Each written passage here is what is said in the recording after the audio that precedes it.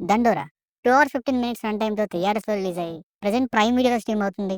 థియేటర్‌లో నేనైతే మిస్ అయ్యా. ఇక ఓటీటీలో చూసిన తర్వాత నాకైతే చాలా ఓపెన్‌గా చెప్తున్నా అండి. ఫస్ట్ సీన్ ఒకటి హార్ట్‌కి టచ్ అయింది. డెడ్ బాడీని పైనుండి తాళ్ళతో కట్టి దించడం. అది చూడగానే ఆ సీను 'మణిరత్నం' గారి 'కడలి' అని ఒక మూవీ ఉంటుంది. అందులో స్టార్టింగ్ సీన్ గుర్తొచ్చింది. అక్కడ కూడా ఇలాంటి ఒక ఎమోషనల్ సీన్‌తోనే 'చిట్టి జాబిలి' అనే సాంగ్‌తో మొదలవుతుంది. ఇలా చెప్తున్నాను తప్పుగా అనుకోవద్దు. ఆ 'కడలి' సినిమాలో చూసిన వాళ్ళకి తెలుసు. ఆ స్టార్టింగ్ సీన్‌లో తల్లి పోతే కొడుకు ముందే శవపేటికలో పెడతారు. హైట్ సరిపోకపోతే కాలు విరిచేసి అడ్జస్ట్ చేసేస్తారు కొడుకు ముందే. నాకు చాలా ఎమోషనల్‌గా కనెక్ట్ అయింది ఆ సీను. అంతే ఇంపాక్ట్‌తో ఈ 'దండోర'లో కూడా ఫస్ట్ సీన్ స్టార్ట్ అయ్యి, ఇక అక్కడి నుండి చాలా వరకు ఎన్నో కులపిచ్చున్న సినిమాల్లో చూసినట్టే అప్పర్ క్యాస్ట్ అబ్బాయి, లోయర్ క్యాస్ట్ అబ్బాయిని లవ్ చేయడం. ఊర్లో పట్టింపులతో తండ్రైన శివాజీ గారు ఒప్పుకోకపోవడం. ఇద్దరు ఎళ్ళడం. ఇలాగ చాలా ఫెమిలియర్‌గా స్లోగా వెళ్ళిందండి మూవీ. కానీ సెకండ్ హాఫ్ మధ్యలోకొచ్చేసరికి 'బిందు మాధవి' గారి రోల్‌తో ఆమె చెప్పే డైలాగ్స్ నుండి నేను మూవీలో ఇన్వాల్వ్ అవ్వడం స్టార్ట్ చేశా. ఇక ఎందుకో తెలీదు స్లోగా వెళ్తున్నా గానీ ఎమోషనల్‌గా కనెక్ట్ అయ్యా. 2, 3 సార్లు కళ్ళలో తెలియకుండా నీళ్ళు కూడా తిరిగాయి. ఎస్పెషల్లీ ఆ చెల్లి సీన్ వచ్చినప్పుడు. లాస్ట్ అరగంట తెలియకుండానే ఇన్వాల్వ్ అయిపోయా. ఆ పోర్షన్ మాత్రం చాలా క్రియేటివ్‌గా అనిపించింది.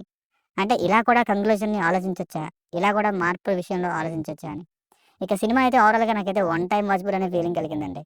ఇక ఫ్యామిలీతో చూడొచ్చా అంటే చంపే సీన్స్ ఉంటాయి. ఆ రక్తపాతాలవి పర్వాలేదనుకుంటే చూడొచ్చు. ఎక్స్‌పోజింగ్ ఇలాంటివి ఏం లేవు. ఈవెన్ ప్రాస్టిట్యూట్ రోల్ కూడా ఇబ్బంది పెట్టదు. ఇక బేసిక్ స్టోరీ లైన్ నేనేం రివీల్ చేయను. థంబ్‌నెయిల్‌లో పెట్టింది కూడా పెద్ద మ్యాటర్ ఏం కాదు. మీరే చూసి తెలుసుకోండి.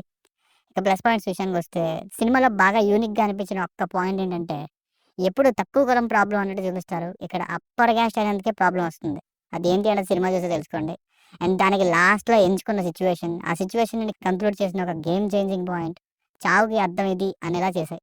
నిజానికి ఒక్క ముక్కలో చెప్పాలంటే లాస్ట్ 30 మినిట్స్ స్లోగా ఉన్నా గానీ, చాలా క్రియేటివ్‌గా డీల్ చేశారు. రైటింగ్స్ బాగున్నాయి అక్కడ. శివాజీ గారు చేంజ్ అయ్యే వే అండ్ నేను ఇందుకే మారా అని చెప్పే కన్విన్సింగ్ డైలాగ్స్ ఎక్సలెంట్‌గా ఉన్నాయి. అలా అని మిగతా చోట్ల సీన్స్ బాలేదని కాదు. ఇంప్రెసివ్ ఇన్ పార్ట్స్ అని చెప్పాలి.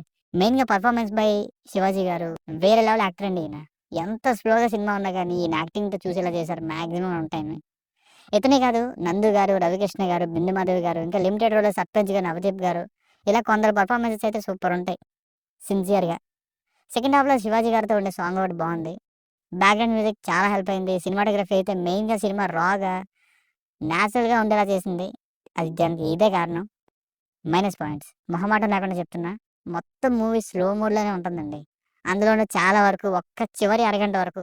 ఓకే. ఇలా చెప్పొచ్చేమో. ఆ చివరి అరగంట కోసం చాలా బిల్డ్ చేశారనే చెప్పాలి. కానీ ఆ బిల్డ్ చేసింది కొన్ని సీన్స్‌కి ఇంపాక్ట్ ఇచ్చినా గానీ, చాలా సినిమాల్లో ఎన్నో ఏళ్లుగా చూస్తున్న స్టఫ్‌నే. కానీ మరీ బోర్ కొట్టేంతలా కూడా లేదు. అలా అని ఫాస్ట్‌గా కూడా మూవ్ అవ్వదు. ఇక సెకండ్ హాఫ్ కూడా అంతే స్లో మోడ్‌లోనే వెళ్తుంది. కామెడీ లాంటివి ఏముండవు. సో, చాలా మందికి ఇవి ఎక్స్‌పెక్ట్ చేసేవారికి అంత నచ్చకపోవచ్చు. సో, ఫైనల్‌గా మూవీ వర్డిక్ట్ ఏంటంటే స్టార్టింగ్ బావుంది. అక్కడి నుండి సెకండ్ హాఫ్ వరకు మధ్య మధ్యలో కొన్ని సీన్స్ బావుంటాయి. పర్ఫార్మెన్సెస్‌తో ఇంకా నేచురల్ అండ్ రాగా అనిపించే విలేజ్ ఎన్వైర్న్‌మెంట్‌తో నిలబెట్టుకుంటూ వస్తారు. ఇక సెకండ్ హాఫ్ మధ్య నుండి రియలైజేషన్ స్టార్ట్ అయిన తర్వాత నుండి క్లైమాక్స్ వరకు బెటర్‌గా మారి ఎండ్ అవుతుంది. క్లైమాక్స్ కొందరికి సింపుల్‌గా కూడా అనిపించొచ్చు.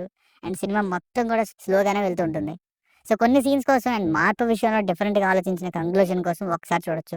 It's a one time watchable film. దీనికి రేటింగ్ వచ్చేసి ఇది నా ఒపీనియన్ 2.75.